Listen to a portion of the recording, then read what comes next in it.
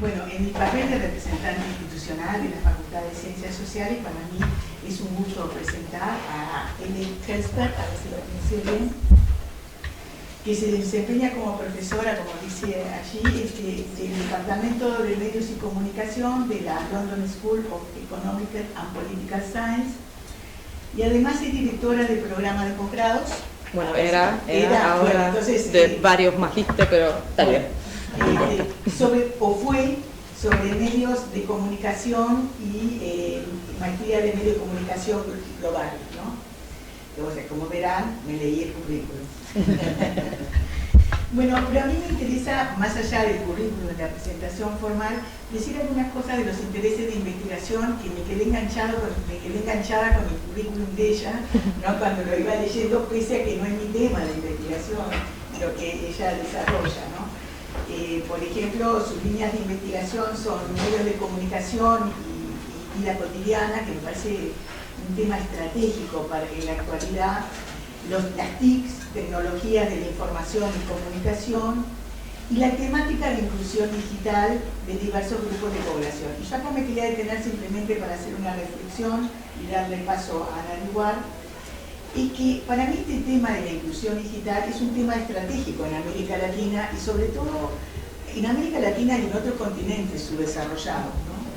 Porque las dificultades de inclusión digital, como las brechas digitales entre sectores sociales, tienden a bloquear efectivamente, ¿sí?, la integración de diferentes grupos de población ubicados en distintas partes del territorio, distintos grupos etarios y diferentes grupos socioeconómicos, ¿no? Comienza la exclusión no solo digital, la exclusión digital expresa una cantidad de exclusiones mayor. Y a mí me pareció estratégico, es más, estaba buscando un libro de ella para bajarlo, para leer. Quiero decir que estas preocupaciones que les planteé, simplemente que les planteé como líneas de indagación de nuestra conferencista, están expresados en un conjunto de artículos o libros, simplemente, y les voy a decir los títulos para que vean los sugerentes. Solamente seleccioné 3, pero los sugerentes de algunos de sus artículos y libros, porque tiene bastante,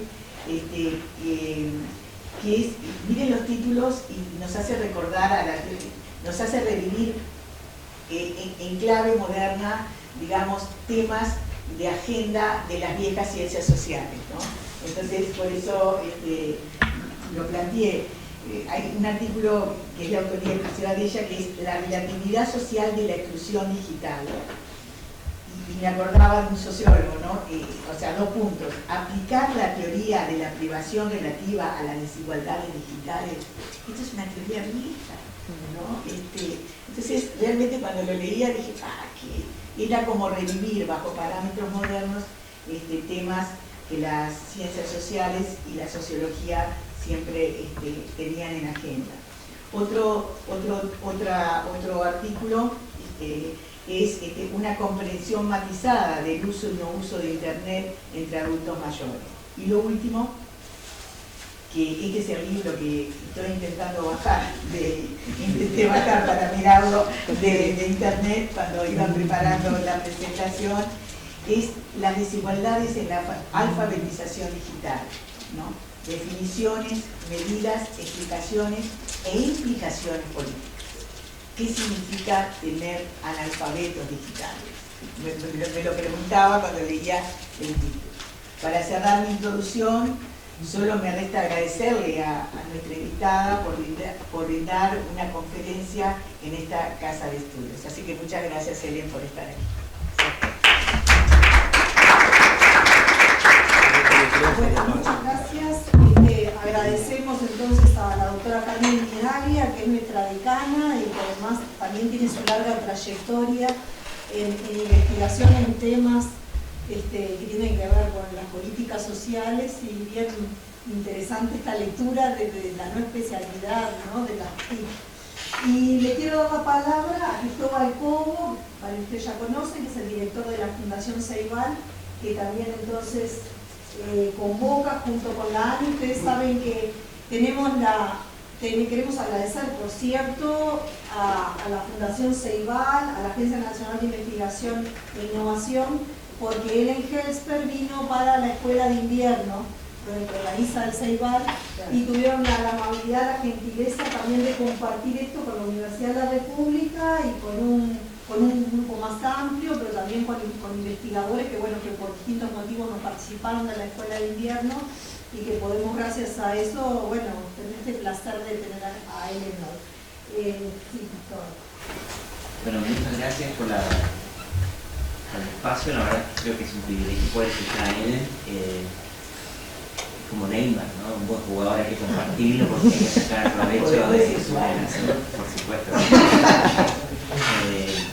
Así que en ese sentido yo creo que la fortuna está en que coincidió que él podía venir, se dieron los tiempos. Quiero contarles que llevamos más de un año persiguiéndonos para que pueda venir a Uruguay. La última vez estaba en Chile, no podía, pero ahora sí podía. Les cuento una anécdota. Cuando recién empezamos la escuela de invierno, que fueron 5 o 10 muy intensos, yo le dije, ¿no te duele la cabeza por hablar tanto castellano? Porque siempre cuando uno habla una segunda lengua, todo el tiempo cansado. Su respuesta fue, no me duele ni con Dutch, ni con inglés, ni con español, me duele un poco con alemán y con francés. O sea, es una persona que tiene una mirada muy global y eso lo hace especialmente interesante. Yo le sigo también a Helen hace mucho tiempo y yo les diría que una de las cosas que me parece más seductor de su trabajo es que los lenguajes construyen realidades y quienes trabajamos mucho tiempo en algún tema empezamos a repetir palabras que a veces pierden significado o dejamos de pensar en las idiomas graves, ¿no? Y las adoptamos bajo una postura. El trabajo de Helen justamente lo que viene es a desconstruir palabras que ya están súper incorporadas en el lenguaje, ¿no? O, por ejemplo, trabajamos en número, activos digitales, ella va y pulveriza el concepto de activos digitales. Cuando hablamos de inequidades, ella viene y muestra dimensiones bastante poco incorporadas en las políticas que tienen que ver con la educación digital sobre otras inequidades o nuevas maneras de entender la inequidad. Y pasa yo diría ahora mismo con el concepto de brecha digital. Durante 5 días Ellen se encargó de explicarnos que el concepto de brecha digital está obsoleto, está caduco, hay que repensarlo, y vino a patear el gallinero de muchos que utilizan esto. Algo parecido con habilidades digitales o con maneras de evaluar el impacto de estas políticas. Entonces es muy interesante porque trae aire fresco, presenta provocaciones que son súper estimulantes y bueno, creo que es un privilegio poder estar aquí escuchando. Bueno, muchas gracias, Cristóbal. Antes de retomar un breve resumen de lo que es el currículum de Ellen, quería destacar, para reforzar un poco lo que acaban de plantear, que me parece que toda la obra y el trabajo que ha realizado y realiza Ellen tiene mucho que ver con nuestra realidad, o sea, de cómo nosotros, en relación a todo este desarrollo informacional y digitalización, está arraigado en profundas desigualdades sociales persistentes en nuestras sociedades, en fenómenos de otra politicidad, de otra forma de construir sociedad, que lo hace muy interesante y muy pertinente para nuestra problemática. De repente tenemos oportunidad de leer, de estudiar, de tomar otros académicos que, claro, están produciendo desde otras lecturas, desde otras realidades, y esto tiene fuertes implicancias teóricas y metodológicas. Entonces, para nosotros, para el Observatí, que le invitó específicamente, que hace años que estábamos trabajando en esto, es muy inspirador su trabajo como forma también de cuestionarnos, de discutir. De hecho, estuvimos conversando ahora de esto de la territorialización, que es algo que por lo general se toma desprendido de lo digital y que en realidad toda la evidencia empírica, la investigación y parte de lo que él va a compartir da cuenta de que la modernidad no es un total desprendimiento, un total desanclaje, como decía Giddens, de la virtualidad absoluta, que el proceso sigue, pero siguen las identidades, los conflictos arraigados al territorio, pero con nuevos elementos que nos complejizan el análisis, teóricamente y desde el punto de vista de los datos, de cómo construimos los datos para comprender estas nuevas realidades y estas implicaciones. Entonces, muchas gracias y paso entonces a compartir rápidamente, porque ustedes varios recibieron la invitación. En el Healthsper, bueno, tiene una larga trayectoria, la decana mencionó ya varios de sus publicaciones, pero es profesora en la London School of Economics, que es una escuela de larga tradición y prestigiosa a nivel mundial. Es directora, bueno, ha sido directora de posgrados, de maestrías de medios globales y comunicación, de medios y comunicaciones, de la trayectoria en investigación, en el departamento de medios y comunicaciones de la Escuela de Ciencias Económicas y Políticas de Londres, que sería la traducción. Sus intereses de investigación incluyen los nexos entre las desigualdades sociales y digitales, las audiencias de nuevos medios, comunicación interpersonal mediada e innovación metodológica en investigación cuantitativa y cualitativa sobre medios y comunicaciones. Porque acá no está, pero él tiene formación en psicología social, tiene una trayectoria académica muy interesante que le permite también la combinación de técnicas y distintos abordajes de la realidad. Está involucrada también en los proyectos de investigación de las habilidades digitales a los resultados tangibles, comunidades conectadas y crecimiento inclusivo, ciudades conectadas, niños, bueno, el Kids Online, ¿no? Niños globales en línea, Internet mundial. Realiza ampliamente, amplias consultorías para gobiernos, el tercer sector, en fin. Y también relacionado al tema de la participación ciudadana en distintos ámbitos vinculados a lo digital. Sigo un poquito más, pero tiene una larga reconocer. Él mantiene también una posición académica como profesora visitante en la Harvard School de Communication y Periodismo, estoy mezclando todos los idiomas, también en la Pontificia Universidad Católica de Chile. También está vinculada a estudios muchos en América Latina, en Brasil, en CETIC, y ha mantenido también otras posiciones similares en distintas universidades, vínculos con la Universidad de Twente, donde hay varios de los estudios, en la Universidad de Oxford, en fin, bueno. En realidad lo importante es escuchar a Ellen y la googleamos fácilmente y bajamos, capaz que no tan fácilmente su libro, pero ya compraremos alguno en la biblioteca. Bueno, bienvenida Ellen y un placer. Muchas gracias. Muchísimas gracias. Bueno, ahora las expectativas están bastante altas, ojalá que puedo cumplir con como me vieron, ¿no? Bueno, lo que sí, yo creo que, ya no soy directora de estudios graduados de toda la Facultad de Medios y Comunicaciones, pero lo que sí soy directora del magíster de Global Media, Global Media and Communications, que es un programa muy, muy interesante, porque vienen personas de todo el mundo para hacer un magíster, un año en el LSE y un año en el programa que manejo yo en Los Ángeles, en el USC. También tenemos un programa donde pasan un año en el LSE y un año en Fudan, en China, y un año en el LSE y un año en Cape Town, en Sudáfrica. Y es una diversidad de estudiantes increíble, ¿no? Vienen de todas partes del mundo, vienen de diferentes disciplinas, porque sí, fui entrenada como psicóloga social, pero también estudié cine y televisión, trabajé en producción. Pero los estudiantes que tenemos nosotros son una riqueza que vienen de muchas diferentes disciplinas. Increíble, es un privilegio trabajar ahí. Pero hay una diversidad que no tienen esos estudiantes. Porque para poder llegar a una institución como el LSE, para entrar, solamente para postular tienes que tener notas que te ponen dentro del 5% en el país, el mejor 5% del país. Eso es para postular.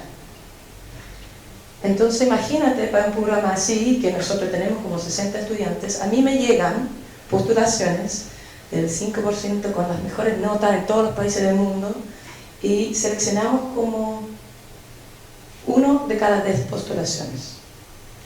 Bueno, ustedes quizás se pueden imaginar cuál es el background de los estudiantes que tienen más oportunidades de llegar a postular y después a escribir una carta, un personal statement que les deja entrar a ese mundo académico.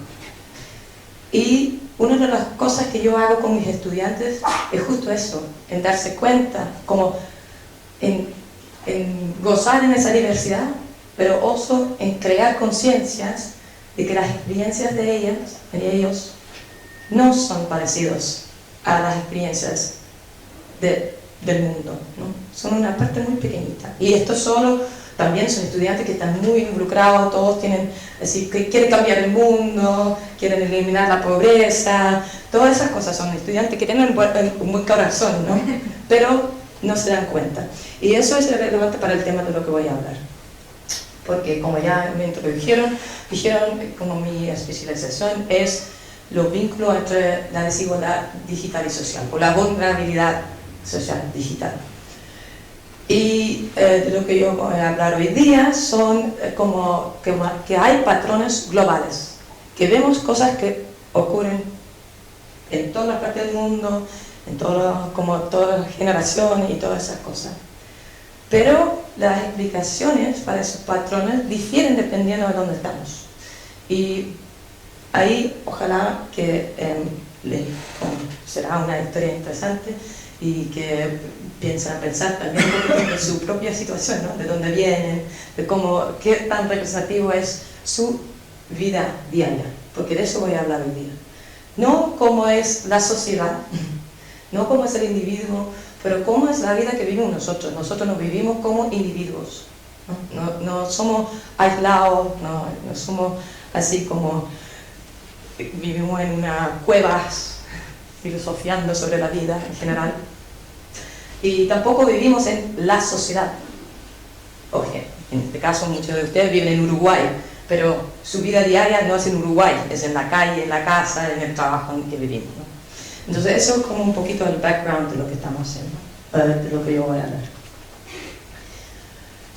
Entonces, yo creo que van a salir algunas de las cosas de los slides, así.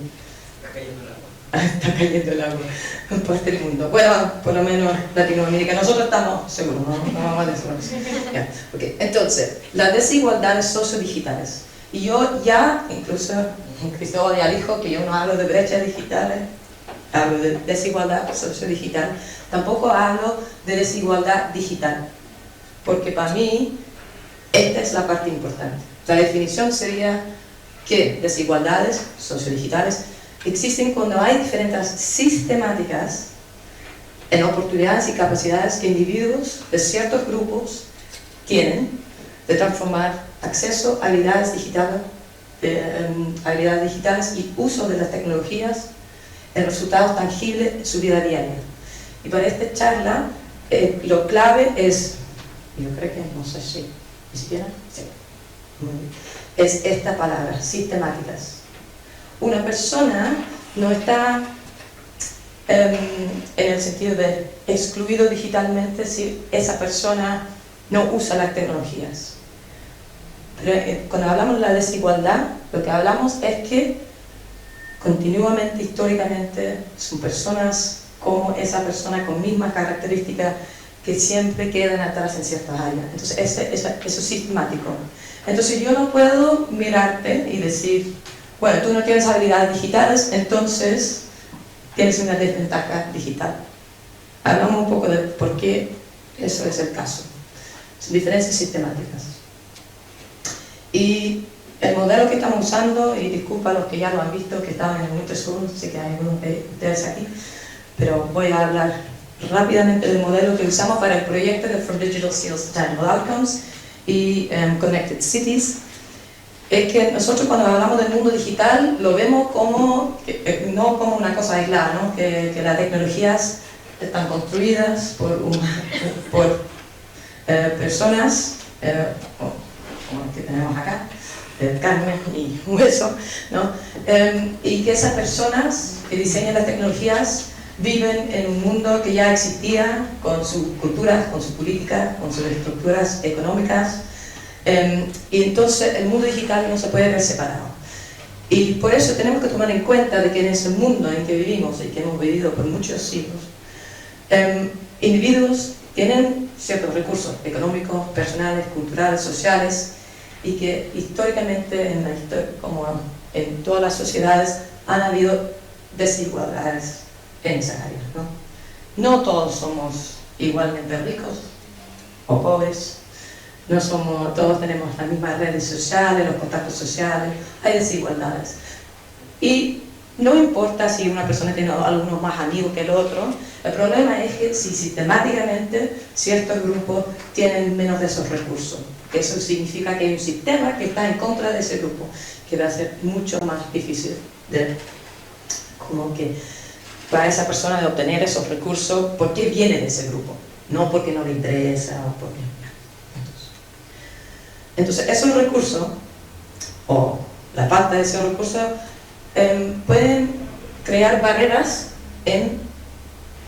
para entrar y participar en el mundo digital.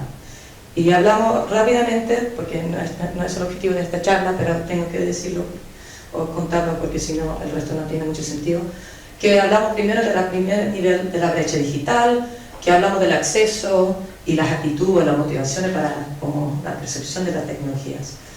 Y eso sigue siendo importante, no es que podemos decir, bueno, ya el acceso ya no es importante, porque sigue siendo importante. 50% de las personas en el mundo, 50% no ha usado internet, nunca. No es que no lo están usando ahora, 50% del mundo no ha usado internet. Eso, si tú ves tus redes sociales personales, yo creo que no hay mucha gente en su red que no ha usado nunca el internet, ¿no? Entonces, ¿dónde y quiénes son esas personas? Siguen existiendo.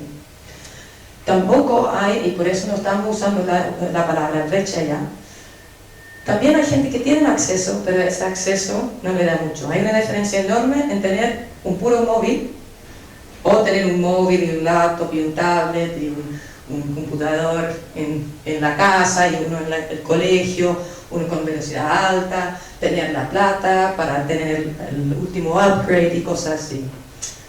Imagínate como estudiante tener puro acceso a un móvil y tener que escribir un ensayo, ¿no?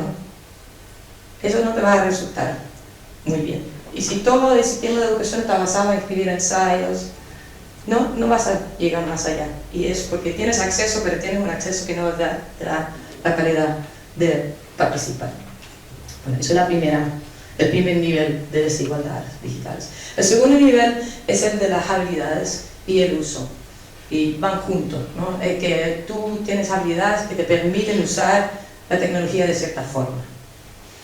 Como dije también en el Winter School, este es el segundo nivel, esta parte no me interesa mucho. Esta es la parte que me interesa. Y por eso el proyecto se llama From Digital Skills to Tangible Outcomes. Porque a mí no me importa si tienes habilidades digitales o si usas la tecnología o no. A mí me importa que eso influye o te permite vivir una mejor vida, tener más recursos económicos, una mejor vida social, aumentar tu bienestar, tu salud. Eso es lo importante. Entonces esos son los resultados tangibles que están ahí al lado cayéndose en el mar. Entonces lo que nos ha faltado un poco, y me gustó mucho lo que dijo usted al principio, de que mucha de la teorización en el mundo de las desigualdades digitales se ha enfocado en lo digital. Y han dicho, bueno, hay desigualdad porque la gente tiene diferentes recursos, pero no han teorizado mucho cómo se verían esos recursos o cuáles son esos recursos en el mundo digital, ¿no? Como dicen, bueno, hay desigualdades, pero no lo han teorizado mucho. Entonces una de las cosas que nosotros hemos hecho es usando como ramos teóricos que son como que la sociología, la psicología han usado desde hace mucho tiempo, ¿no? Llamamos Bourdieu, cosas así, que son populares. Pero también decir que no es puro como la desigualdad, no es tan simple de que la gente que tiene mucho va a poder usar la tecnología como quieren, ¿no? Entonces vamos a especificar un poquito. Lo que nosotros vemos en nuestro trabajo es que la gente que tiene recursos económicos, pero quizá igual son discriminados, ¿no? Que no tienen, como en la sociedad que viven, no son muy aceptados, no interactúan de una forma positiva con la otra gente, que ellos cuando tienen acceso y aumentan sus habilidades y usan la tecnología mucho, lo que hacen es aumentar sus recursos económicos. Pero en general, los recursos culturales, eso de sentirse como parte de la sociedad, no lo pueden, saben aumentar. Entonces, eso de la desigualdad digital, sociodigital, esos vínculos, esos círculos son como viciosos, pero son viciosos en maneras bien específicas. Entonces, ahora como más a lo que estamos diciendo, ¿cuáles son esos patrones globales? Y había una equidad de género, pero el hombre se cayó. Entonces, esos patrones globales, o universal, ¿qué es lo que sabemos que en cualquier país, no importa dónde estemos, podemos observar? Es que el modelo que estamos usando aquí dice resultados. Como quizás podemos, sí, y que no debería haber hecho de innovación, de usar un tamaño de diferente, como para los slides, pero le voy a hacer oral, la tradición oral, le voy a contar. Entonces, lo que tenemos aquí es un paper basado en el trabajo que yo he hecho con Alexander von Dersen y Rebecca Eynon y Jan van Dijk, en que testeamos este modelo, entonces, y lo que vemos es eso justo. Y en esto quiero destacar dos cosas. No tratan de interpretar todo porque lo ven así como de la nada, va a ser medio difícil interpretarlo, pero quiero destacar dos cosas. Primero, que como el acceso es importante, esas habilidades como básicos, de técnicos, de saber cómo usar la tecnología, cómo aprenderlo, cómo navegar en internet, obviamente son fundamentales, pero no son suficientes. Porque lo que vemos nosotros es donde lo que de verdad determina el uso amplio son esas habilidades blandas, social skills y creative skills.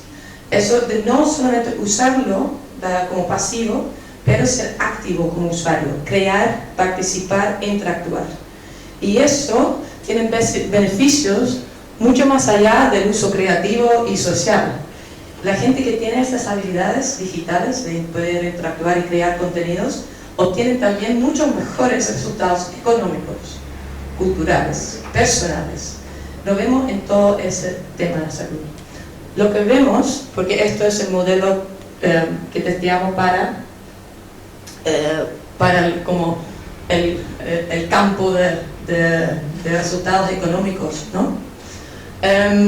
Que el uso económico súper útil para obtener beneficios económicos, pero no tiene muchos beneficios adicionales. Mientras que el uso social, esto es peligroso, ¿eh? Ahí está mejor. Ahí está mejor. Ya. Muchas gracias. Pero mientras que el uso social, eso de usar los medios sociales, de hacer chat, de crear fotos, de crear contenido, quizás que no estamos hablando de programación, estamos hablando de cosas de creatividad como a nivel diario.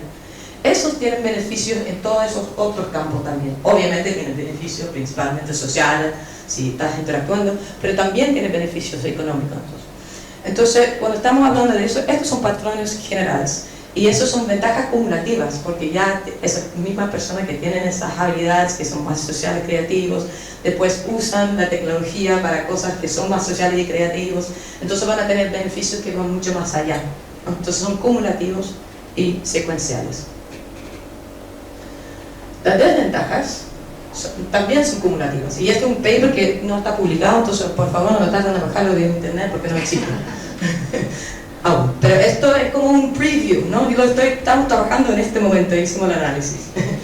Entonces lo que vemos en los resultados negativos, también pasa eso. Que estamos viendo que la gente que no tiene muchos recursos económicos, la gente pobre, por ejemplo, también está mucho más a riesgo de ser defraudado cuando van en el internet, que alguien les saca provecho. La gente que tiene desventaja o vulnerabilidad social, que quizás no tiene muchos amigos, que tiene problemas como emocionales en conectarse con otra gente, tienen resultados negativos personales, de salud, de no como sentirse bien cuando estén en línea, pero también socioculturales, en términos de discriminación, de bullying, de cosas así. Y lo mismo pasa con lo cultural. El cultural es un poquito más allá, como sentirse parte de la sociedad, de sentirse respetado, no a nivel tan personal. Y lo que vemos es que, y lo estoy diciendo porque la mayoría de las intervenciones es en lo económico, porque estamos hablando también en el económico, lo incluimos, por ejemplo, la educación, ¿no? Como buscar información y cosas así. Pero lo que vemos es que las vulnerabilidades sociales y culturales, venir de un grupo o ser un individuo con problemas sociales y emocionales, tiene consecuencias negativas mucho más allá de solamente que, bueno, no tengo mucha confianza en el internet, tampoco me da mucha confianza y después no tengo mucha confianza. Tiene problemas en el otro área. Entonces tenemos que asegurarnos que esos espacios digitales no aumentan, no amplifican esos patrones que ya existen. Y en ese momento, esa es la discusión grande de cuánto las plataformas como Facebook, por ejemplo, o Google, o esas plataformas que juntan a gente en el mundo, si están diseñados para prevenir la amplificación de esos procesos. Y mucha gente diría que no, quizás, ¿no? Ese espacio digital.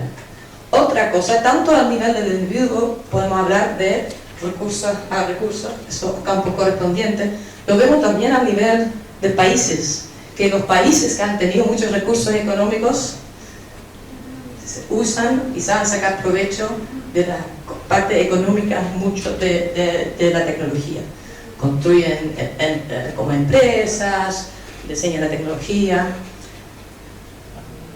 Lo que tenemos, nos falta un poquito de datos para como testearlo de verdad, es en esos otros tipos de recursos, porque sabemos que los países que tienen mejores recursos económicos no necesariamente son los que tienen la población más feliz o estable. Por ejemplo, yo vengo de Inglaterra y allá es como deprimente, porque los jóvenes tienen los niveles de felicidad más bajos y niveles de autoestima más bajos, no solamente en Europa, pero en comparación con muchos países en el mundo. Tienen recursos económicos como país, pero en ese sentido es muy grave, es un problema que están hablando, aparte de la pobreza. Pero no tenemos los datos para verlo. Esto es un mapa del ITU. ITU es el Internet Communications Union, que suma diferentes cosas. Yo le mostré esa cosa de acceso, motivación, habilidades y uso de Internet. Bueno, el ITU hasta el año 2017 medía por cada país como el número de personas y de personas de ciertos grupos que tenían acceso a infraestructura y uso de ciertos dispositivos.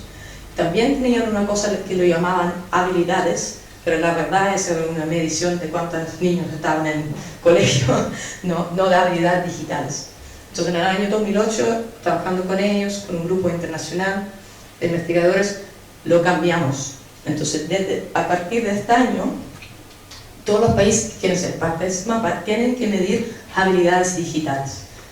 Y eso va a cambiar este mapa bastante. Y es una problemática, que algunos países han dicho, uy, ahora que lo tenemos que hacer, no sé si queremos ser parte de eso, porque quizá tenemos una infraestructura enorme, pero mayor parte de la población no sabe ni cómo usarlo, ¿no? Entonces ahí va a ser interesante. Pero por ahora vemos eso, correspondencia. Países que históricamente, por procesos políticos históricos, han sido desavantajados, también vemos que ustedes ven este mapa, podría decir, bueno, colonización, cuáles son los países que históricamente fueron los colonizadores y cuáles fueron los que estaban al lado, como que recibieron toda esa violencia y todo. Ese mapa, pobreza, todas esas cosas. Y esto es la parte digital y mapea bastante bien.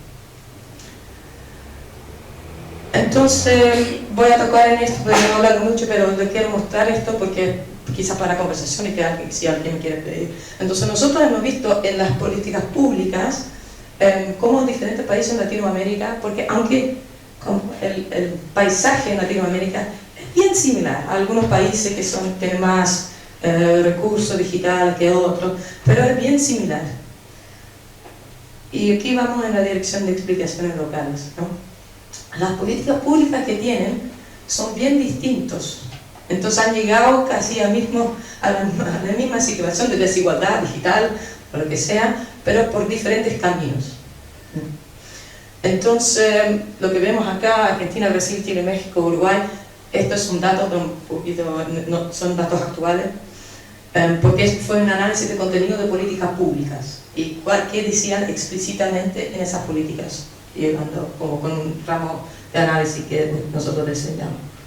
Entonces podemos ver que, por ejemplo, en Brasil tienen muchas políticas de infraestructura, de proveer diferentes dispositivos, velocidad banda ancha, pero tiene casi nada de entrenar habilidad como política pública. No hay iniciativas en esos países, pero como explícitamente políticas públicas.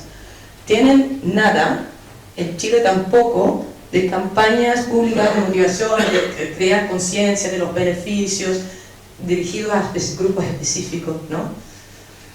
Tienen empresas que dicen, oye, el mundo digital es increíble, pero no, ¿por qué deberías usarlo tú y cuáles son los beneficios para ti? Y vemos lo mismo ahí en contenidos como específicamente o para grupos que tienen más desventajas en la sociedad. Y ahí vemos diferencias enormes. Y es no sé, como pueden ver el Uruguay, pero Uruguay está como a 31% de todos los porque especificamos grupos que podrían estar en desventaja en diferentes países, basado en etnicidad, género, cosas así. Entonces, incluso esta imagen no cuenta la historia, porque cuando hablamos de contenidos, por ejemplo, para gente pobre o para gente de baja educación, en general los contenidos específicos son, usted puede inscribirse para recibir su beneficio, no es, entendemos lo que son sus intereses y necesidades, ¿no? Es como todo push y no es de verdad enganchar. Lo vemos también. Entonces, lo que vemos es que si tomamos el modelo, si queremos llegar a los resultados tangibles, nos quedamos un poquito pegados en el primer nivel de desigualdad digital y algo de habilidades, pero no vamos a poder, como de verdad, captar o hacer algo en contra de las desigualdades en términos de resultados tangibles, porque perdemos la parte de motivación y el uso. Si yo tengo las habilidades, como digamos una población indígena, una persona indígena, yo tengo habilidades técnicas, yo tengo acceso, tengo un muy buen computador, voy en línea y todas las campañas que yo veo, todo lo que se habla del internet, es una persona que no viene de mi etnicidad, no tiene ninguna, como no lo están vendiendo a mí, lo están vendiendo a un público general con quien yo no tengo nada que ver. Y además, cuando voy en línea, encuentro muy pocas cosas que me hacen sentir que yo soy respetado. Y voy a hablar un poco de la ghettoización de la red. O sea, hay espacios, muchas veces, para poblaciones indígenas, pero no entra nadie más y no están conectados con nadie más. Entonces son burbujas que también se necesitan, porque muchas veces esa gente tiene historias también de discriminación, necesita un espacio seguro, ¿no? No quieren que entren toda gente quizás con malas intenciones, pero tampoco hay muchos lazos afuera. No es que otra gente está aprendiendo de su cultura, sus hábitos, sus cosas. Entonces aquí, en un resumen de lo que he hecho ahora, porque lo que voy a hacer ahora es mostrarle datos de un estudio que estamos haciendo para explicar un poquito por qué el lugar es tan importante. Explicaciones locales. Y eso es lo que decía en el principio, esto es la vida. No vivimos en la sociedad, no vivo como individuo enfrente de una pantalla, no, yo vivo mi vida con mi familia, con mis amigos, todas esas cosas. Cuando hablamos de teorías que podemos usar, que ya me introducieron como una persona que le gusta decir, ¿sabes qué? Esto no son ideas nuevas. ¿Por qué no vemos en todo el conocimiento que ya hemos construido antes? Y que tienen todos marcos teóricos que nos sirven en los estudios que estamos haciendo ahora para ver cómo es el lugar en que vives, podría ser importante y determinar cómo tú vas a interactuar con las tecnologías. Entonces, primero es el espacio físico o lugar físico, en el sentido físico digital, como cuáles son las tecnologías que tú ves en tu día a día. Algo es de acceso, pero no es puro de acceso, es también ver que estamos en la sala, aquí hay una cámara digital, veo así como miles de gente está enviando mensajes, quizás haciendo un tweet o no sé qué.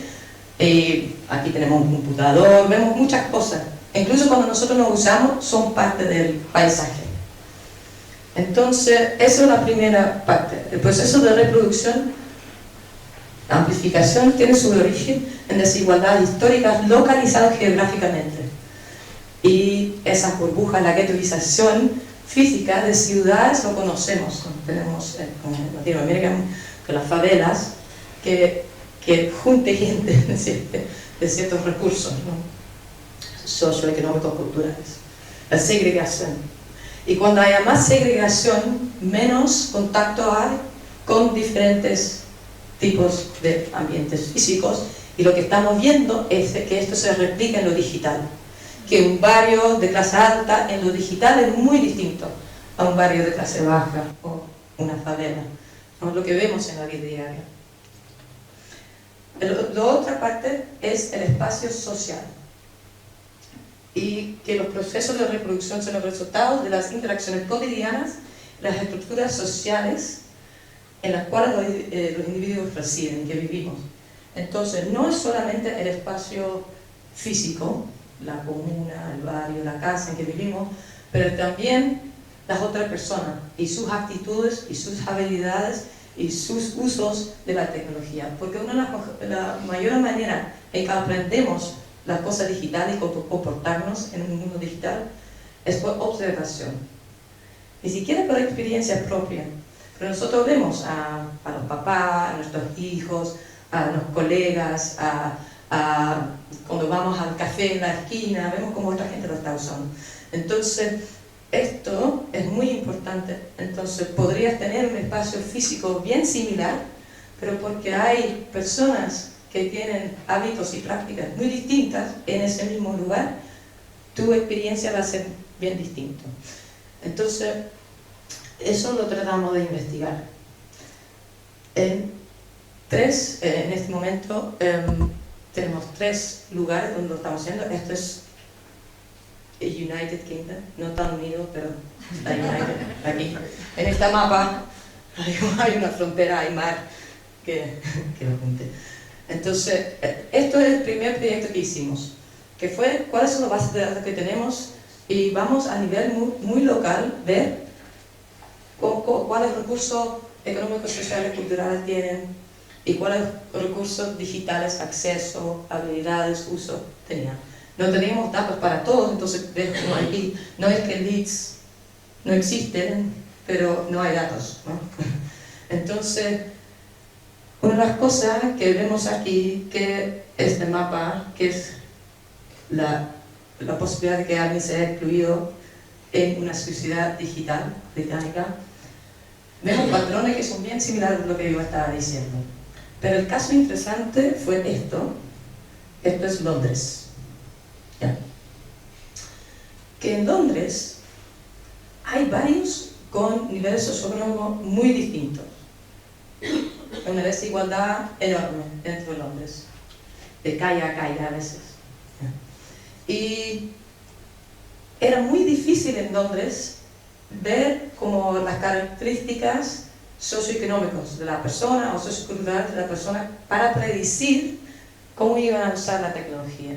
Entonces nosotros hicimos un estudio como que iba más allá, que tomaba, por ejemplo, 2 barrios muy similares en términos sociales, pero con un uso y hábitos y prácticas digitales bien distintos. Después lo replicamos.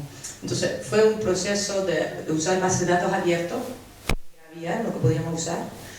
También nuevos datos, porque para muchos de estos barrios no teníamos suficientes datos en el uso, por ejemplo, habilidad, entonces teníamos que hacerlo más.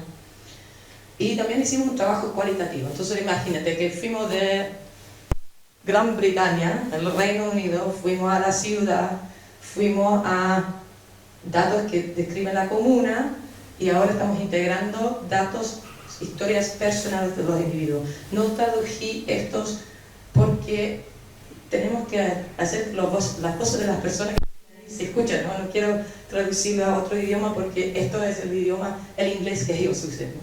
Entonces, pero lo puedo traducir. Entonces, esto ya empieza a indicar por qué esta persona, que era una mujer con muy bajo nivel de educación, usaba las tecnologías. Porque en su barrio ella decía, our neighborhood's gentrified, so it has like 8 nice coffee shops, yeah, all with Wi-Fi, except for the one that doesn't have Wi-Fi. It doesn't want people working there. Yeah. We have Wi-Fi plus a booster, and everyone we know has Wi-Fi plus a booster. Entonces, en este barrio, la gente puede tomarse un café y usar el wifi y todas esas cosas. Quieren un unplugged day, van al otro café, porque también tienen el privilegio de vivir en un barrio donde hay un espacio. No se necesita usar tecnología. Bueno, voy a hacer un poquito más rápido los otros, pero otro. Generally, there's some sort of buzz around it, and your friends are talking about it or something, right? There's some sort of cue that, oh, go look at this.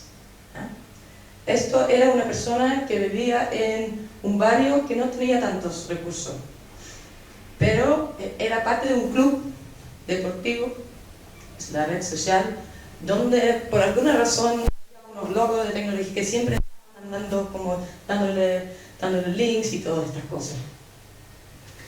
Eso no lo podríamos haber visto mirando el puro espacio físico o las características como más social en general. Aquí. An employer is quite particular about how I use it, the internet, and the tone of voice and stuff like that. So we have quite a lot of guidelines that we can follow. Esto son las habilidades socioemocionales. Por puro trabajar en algún lugar, aprende a cómo comunicar y todo así, porque no tiene otra opción. Si hubiera trabajado en otra parte, no hubiera tenido eso. At work, I do feel like I'm slowly getting less and less technically able as the organization pushes us to be more digital. Y esto lo puse por estar relacionado con el tema que mencionó sobre la relatividad. Porque esta persona se da cuenta de que le faltan habilidades para participar, porque ves que gente como ella, una mujer, tienen esas habilidades y surgen y pueden hacer cosas y se sienta atrás. Si esta mujer hubiera trabajado en otra oficina donde tenían tanta tecnología o con otra red profesional donde otra gente no está sacando provecho, ella hubiera pensado, bueno, mis habilidades también ahí, yo puedo usar WhatsApp, comunicar con mi familia, estoy bien. Esto es Los Ángeles. Esto es el patrón de pobreza en Los Ángeles. Más oscuro, o no pobreza, nivel de educación. Entonces, más oscuro, menos alto la educación. Esto es, no se puede ver también, pero el uso de alta velocidad de móvil, una cosa así. Es casi imposible sacar conclusiones de esto, porque son diferencias tan chiquititas, pero lo que hemos hecho ahí es dos tipos de investigación. Aquí. It's rare though that I ask my neighbor, that's the help desk, mainly what I use, the majority of the time. Friends, I don't know, co-worker, but he's too fast, so he doesn't really want to help. I don't want to ask him, I don't know him that well at that level to do that. I wish I did, but it's frustrating. Entonces, esta persona tiene acceso, tiene recursos, pero como sus relaciones personales, sus recursos sociales no son muy buenos, no tiene la experticia, no pregunta cuando lo necesita. It was more the other people around me influencing me how to use it.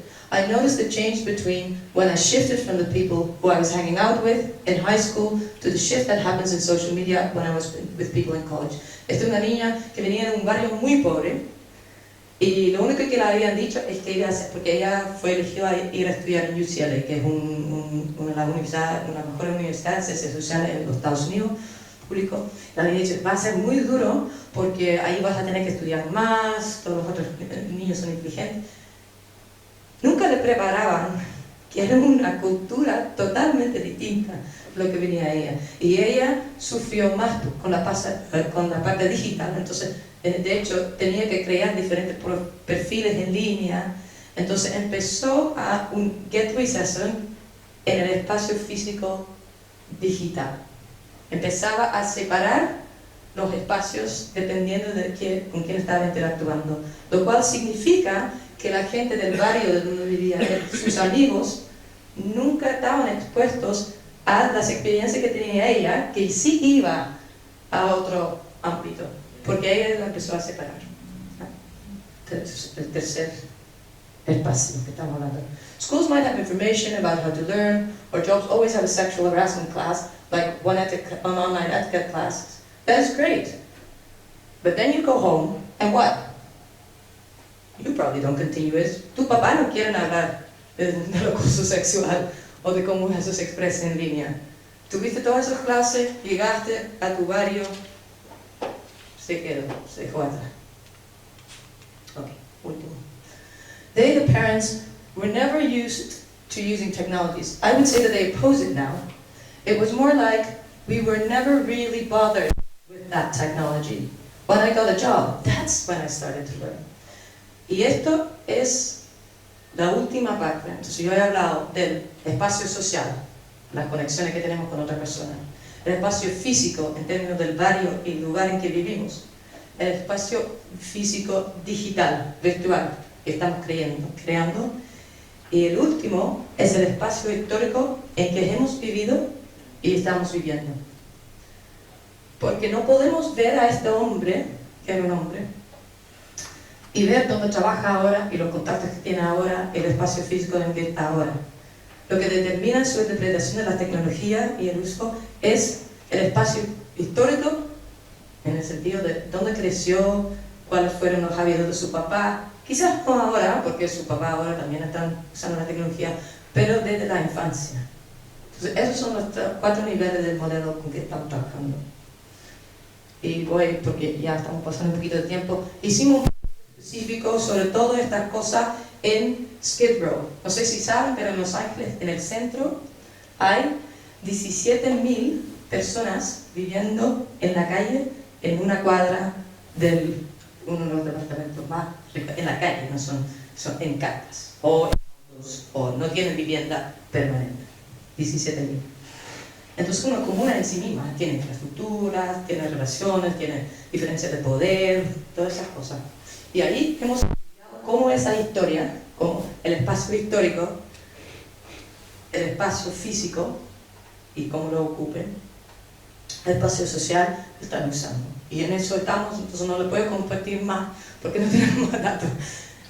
El otro proyecto que les quiero presentar, pero más que nada porque también lo hemos empezado para que vean que no estamos solo en Inglaterra y en Los Ángeles, pero estos mismos proyectos similares los en Sao Paulo, Shanghai, lo estamos tratando de hacer, o empezamos a hacerlo en Santiago.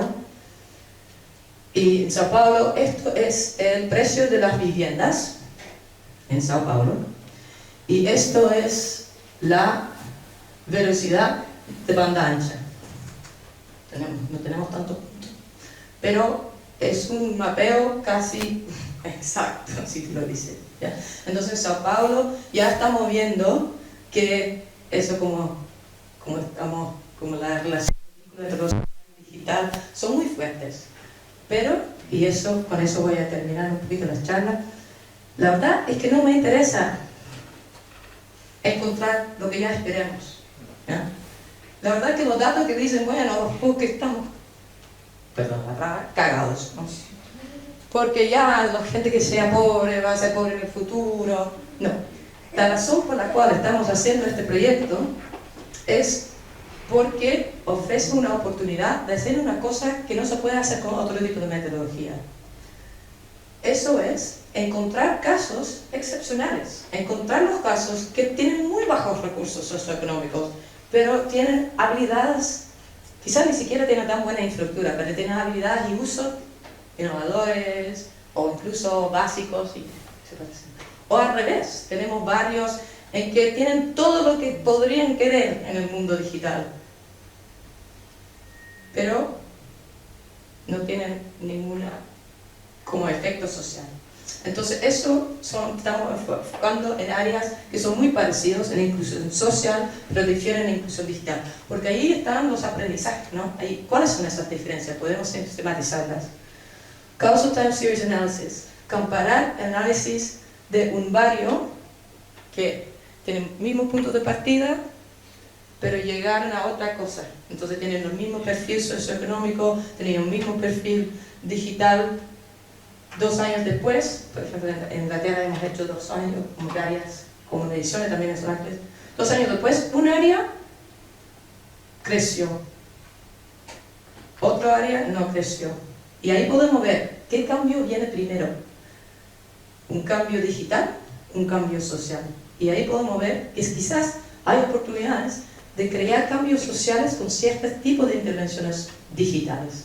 Porque si encontramos varios donde el cambio digital viene antes del cambio social, ahí está una solución.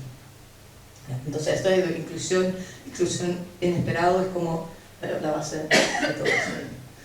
Entonces, esto es el modelo con que estamos trabajando y la verdad es que ni quiero mirarlo, entonces porque no he podido como revisarlo, entonces espero que el español esté bien. ¿Ya? Social Digital Ecologies, en inglés, es para, el principio de eso es para entender por qué individuos participan o no de cierta manera en sociedades digitales. Tenemos que examinar las ecologías sociodigitales, en que crecieron y en que se mueven hoy. Y no he hablado mucho de esa palabra, pero esta palabra, mueven, es muy importante. No es suficiente saber dónde alguien vive o cuántos amigos tiene, pero cómo se mueve dentro de diferentes ambientes, cuál es la exposición, con quién interactúa, en la mañana, en la tarde. Porque el movimiento, la movilidad social digital es muy importante. En ese entorno social y físico digital es donde las estructuras sociales y las características individuales chocan. Ahí es donde tenemos que, si yo soy una persona capaz, pero vivo en un barrio con una mujer, donde las mujeres no sean respetadas, pero tener yo muchas habilidades y energía, pero ahí se chocan. No al nivel de que yo sea mujer, ni al nivel de que yo sea muy motivada, pero es esa combinación en el barrio. Entonces, eso forman el horizonte de posibilidades y los límites de sus prácticas y normas digitales. Y por lo tanto, las ecologías sociodigitales forman el acceso, las motivaciones, las habilidades, el uso y por eso las experiencias del mundo digital. Y quiero terminar con eso, que en muchas de las investigaciones que hemos visto, la gente puede usar la misma plataforma, tener la misma experiencia en línea, o las mismas actividades en línea, pero lo viven, lo sienten, lo experiencian de una manera muy distinta. Y estábamos hablando justo antes de esta reunión sobre un ejemplo en particular, que yo he hecho trabajo con NINI, ¿no? Con los niños que no están ni en educación ni trabajan. Y un ejemplo de eso es que el hecho de ser rechazado o de poner tu currículum en línea y no recibir respuestas, el outcome, el resultado tangible es igual. No obtuviste un trabajo, no te llegó un email de vuelta. Pero para los ninis, su razonamiento es: hay una persona que esté sentada ahí, porque es como una pantalla, pero obviamente hay una persona detrás que está viendo mi currículum, ve mi historia, ve de dónde vengo, y dice: esta persona sí que no, porque, no sé, nunca ha logrado nada, no va a lograr nunca más, no importa lo que está en el papel, pero no lo creemos. Esto es lo que está pasando por el trabajo de los niños. Y dicen: yo prefiero que una persona me vea en la cara y me dice: ¿sabes qué? A ti no te vamos a dar el trabajo, pero ahí por lo menos me respeten, y yo lo puedo decir, y puedo decir: pero déjame probar, mostrarle que tengo toda esa habilidad que no tiene nada que ver con mi historia. Si eso lo pasa a uno de nosotros, obviamente no nos gusta ser rechazados por una pega o no recibir respuesta, pero nosotros, la lógica tenemos, bueno, tendrán como haber recibido, no sé, 500.000 postulaciones y Juanito del del departamento al lado, que conocía al jefe, lo más probable es que le han dado el trabajo por eso. Pero yo sé que algo va a resultar. Entonces yo voy a volver porque no soy yo o el sistema, es porque bueno, no tuve suerte en esta posición. Y tengo amigos que han encontrado trabajo.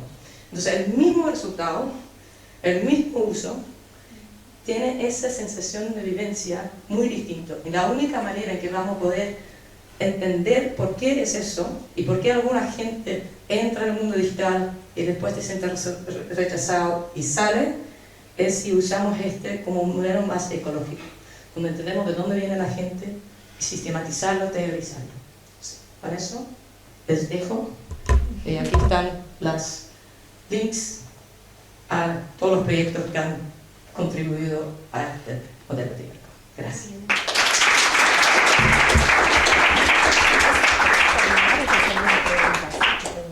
Si tenemos tiempo, lo que tú quieras. Bueno, muchas gracias a todos, gracias a Helen, sobre todo Helen.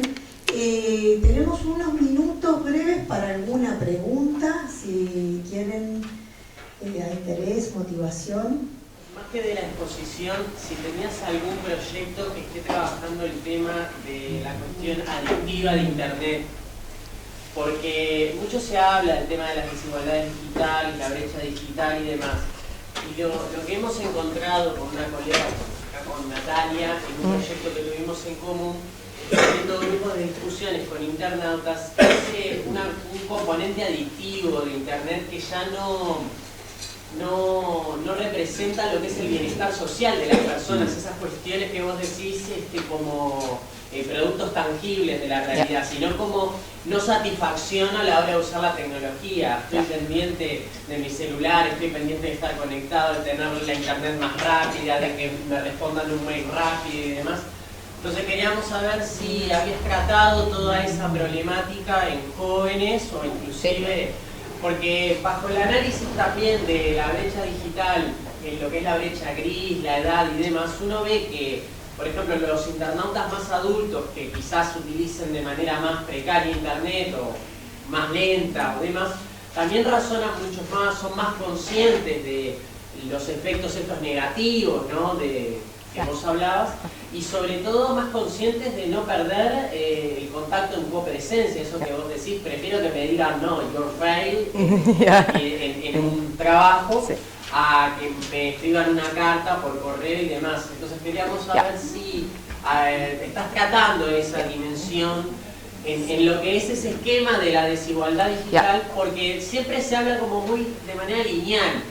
Tú citaste al ITU, a Naciones Unidas, un montón que hablan de la superación de la brecha digital. Pero ahora empieza a ver, se supera esa cuestión, pero ¿es sano que la gente esté expuesta a más de 5 o 6 horas en internet?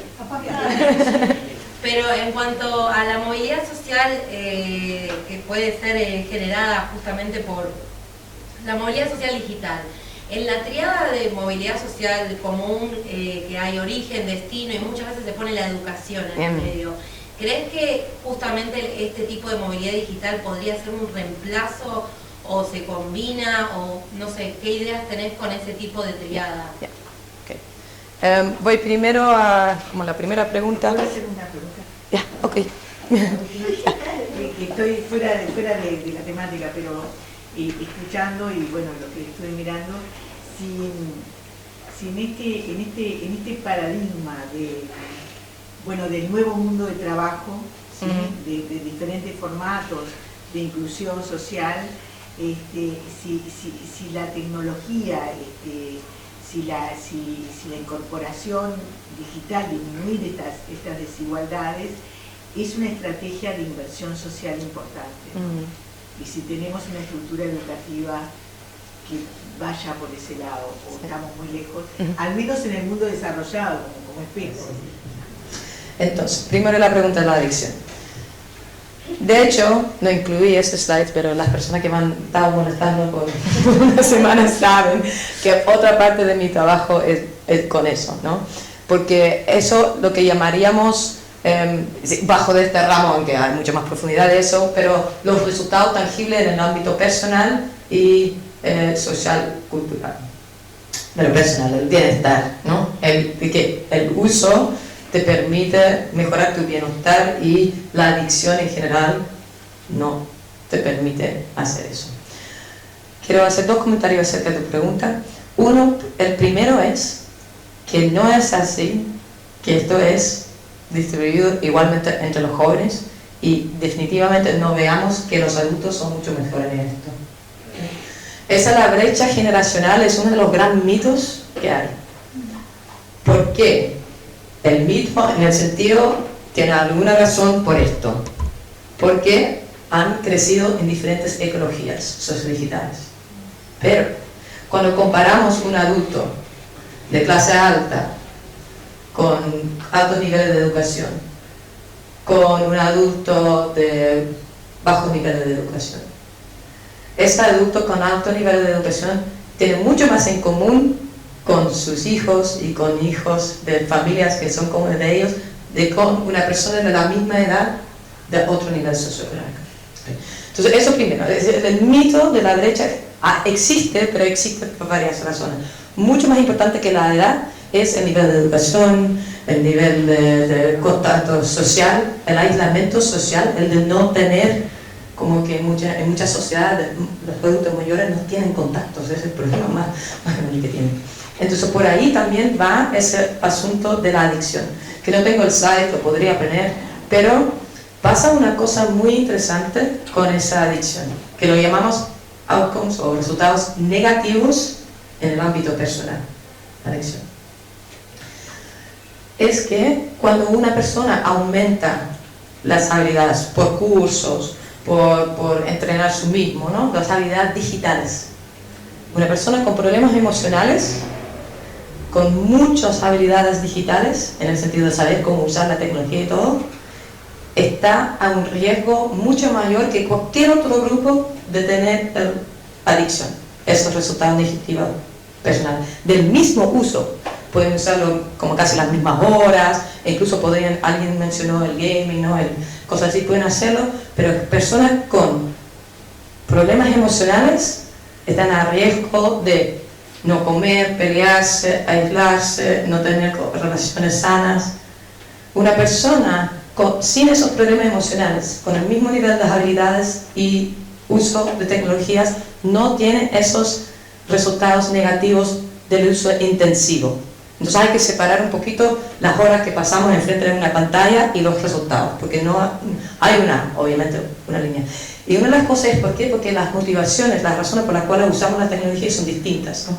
Esa persona tiene una vida que no es muy agradable en general, estamos hablando de extremos, entonces el mundo digital tiene esa esperanza de poder escaparse, ¿no? Mientras que las otras personas no necesitan, obviamente también hay escape, pero no necesitan escaparse tanto, entonces tienen otro tipo de recursos. Entonces bajo de como este modelo más general de desigualdades sociodigitales, en ese sentido estamos hablando de eso. Entonces cuando estamos hablando de educación, si hagamos un programa educativo y no tenemos en cuenta la situación socio-psicológico de esa persona, podría tener incluso un efecto negativo. Y no lo estoy diciendo, bueno, entonces no le entrenamos a los niños con problemas socioemocionales de usar las tecnologías. No, lo que hay que hacer es estar conscientes de esos problemas y trabajar con esos problemas, porque ahí van a poder sacar los beneficios. Entonces hay una distinción. También en la adicción es un debate enorme qué es adicción y cómo se reconoce. Entonces, eso. Y publicamos un paper con David Schmachel este año, 2019, que se trata exacto de ese tema. Bueno, la educación. Sí, pero con eso quiero volver a esa niña de quien hablé, que venía de ese barrio pobre y fue a estudiar a UCLA. Era muy capo, muy inteligente, estaba muy motivada y todo. Pero el problema es un poquito que el mundo digital tiene esa tendencia también por el poder que tenemos de formarlo en separar esos mundos, ¿no? Y como el sistema educacional en los Estados Unidos, como muchos otros países, es muy segregado, si un sistema educacional es muy segregado y la gente que va a esas instituciones de educación superior, si eso significa que también te van a dejar a la gente que como que lo dejen atrás un poquito o no comparten esas experiencias. Y no sé, es súper difícil porque esa gente de su barrio dice, bueno, esa niña que se cree, ¿no? Entonces ella no habla de que está estudiando en la noche, ¿no? Ella no dice que tengo un trabajo para poder estudiar y luego, mientras que estoy cuidando los autos, ahí voy como leyendo y haciendo mis tareas. Ella no puede hablar de eso, porque si habla de eso con sus compañeros del barrio, van a decir, bien, ya, pucha, ¿qué te crees? Que ya sabemos que sabes leer, ¿ok? Pero entonces eso, pero la tecnología tiene esa, como tan poquito construido para crear burbujas, ¿no? Tenemos la opción de elegir con quiénes y de qué forma interactuamos. Y incluso en espacios, porque estamos hablando de Twitter y de todas esas cosas donde hay bullying y racismo y sexismo, incluso allá no hay intercambio de ideas, ¿no? La gente grita, pero no entiende, y va por los dos lados, ni es que la gente que recibe el racismo está, por razones muy lógicas, dispuesta a entender de dónde viene y por qué esa persona no hay diálogo. Entonces yo creo que si estamos hablando de educación y la posibilidad de la tecnología, yo creo que la única manera en que educación o aprendizaje en el mundo digital, social, va a poder resolver, y si resolvemos ese problema de la separación y la digomitación de la sociedad que ya estamos viviendo, pero lo estamos viviendo y es amplificado en el mundo digital.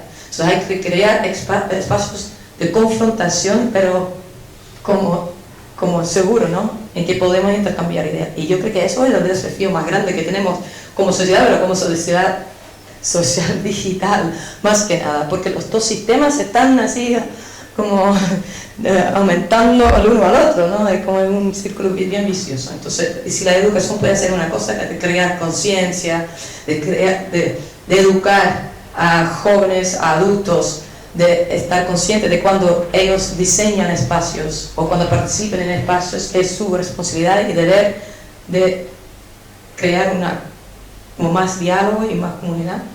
Ahí yo creo que ya hay un avance bien importante, no solamente para el mundo digital, pero para todo, porque la verdad es que nos separamos, ¿no? Ya no podemos decir que hay un mundo digital y social que están mezclados, pero eso, ya. Bueno, muchas gracias.